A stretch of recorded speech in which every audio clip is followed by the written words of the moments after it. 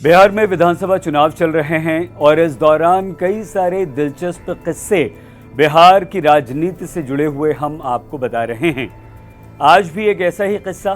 क्या आप इस बात पर विश्वास कर सकते हैं कि किसी बस कंडक्टर की वजह से बिहार के पूर्व मुख्यमंत्री की कुर्सी चली गई थी, उन्हें इस्तीफा देना पड़ा था?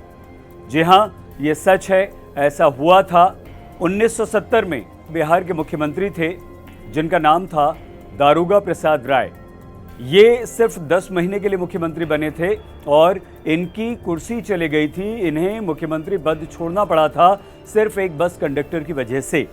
कैसे, ये हम आपको ज़रूर बताएंगे, लेकिन उससे पहले हम आपको ये बता दें कि दारोगा प्रसाद राय आखिर थे कौन। लालू प्रसाद यादव को आप बहुत अच्छी तरह से जानते हैं।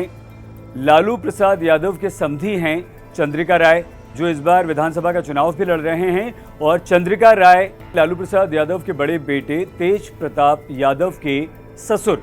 चंद्रिका राय के पिताजी थे दारोगा प्रसाद राय। जहां 1970 में वो मुख्यमंत्री बने थे। बाबू जगजीवन राम और इंदिरा गांधी के वीटो से उन्हें बिहार का मुख्यमंत्री बनाया गया था, लेकिन उनकी सरकार सिर्फ 10 महीने तक चली थी।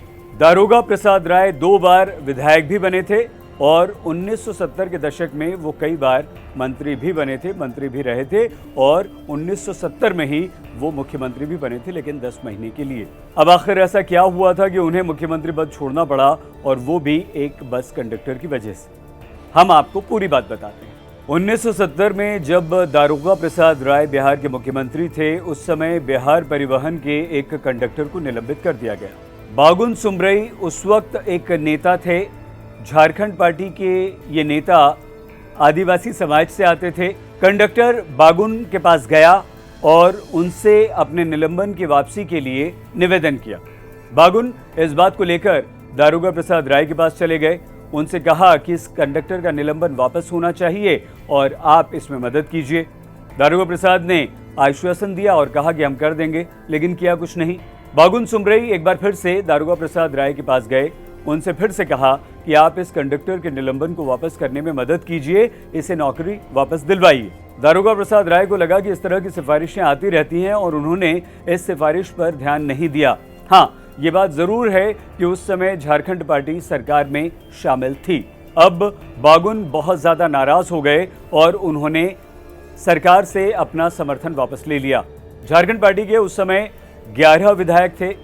दारोगा प्रसाद को यहां पर लगा कि मेरे पास पर्याप्त विधायकों का समर्थन है और मेरी सरकार को कोई खतरा नहीं होगा। लेकिन न सिर्फ झारखंड पार्टी, बल्कि जब फ्लोर टेस्ट पर उनकी सरकार गई तो वहां पर लेफ्ट पार्टीज ने भी उनसे अपना समर्थन वापस ले लिया। सरकार के समर्थन में 144 वोट पड़े, जबकि विपक्ष में 164। और इस तरह से दारोगा प्रसाद राय फ्लोर टेस्ट में फेल हो गए। वो अपना समर्थन सिद्ध नहीं कर पाए और उनकी सरकार गिर गई और सिर्फ एक छोटी सी बात के लिए उन्हें मुख्यमंत्री पद गंवाना पड़ा।